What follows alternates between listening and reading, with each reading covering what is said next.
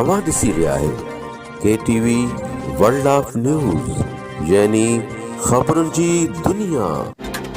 अस्सलाम वालेकुम नाज़रीन, मां आहियां सुधीर अमन खटकर।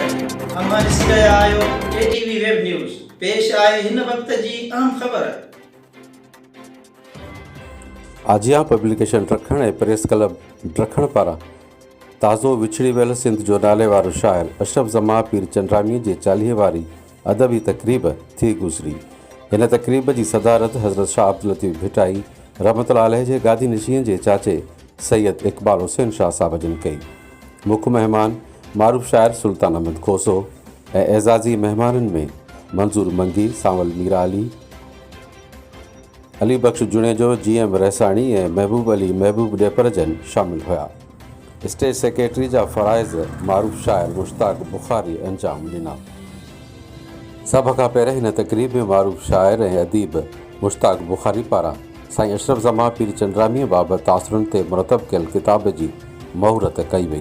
तंहिंखां पोइ रोशन कुबर नात पढ़ी ऐं ख़्यालनि जे इज़हार करण वारनि में असलम हज़ार ख़ान, इमाम दीन लोलाई, मंज़ूर मंगी, महबूब ॾेपर, GM रहसाणी, सांवल मीरा अली शामिल हुआ।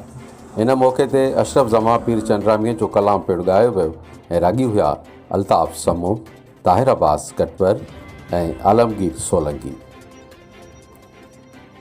तंहिंखां पोइ मारूफ़ शाइर अहमद सुल्तान खोसे ॻाल्हाईंदे चयो त साईं अशरफ ज़मा पीर चंद्रामी बहितरीनु इंसान सां गॾोगॾु बहितरीनु उस्ताद पिणु हो ऐं शाइरीअ में मुंहिंजो पिणु ई उस्ताद रहियो।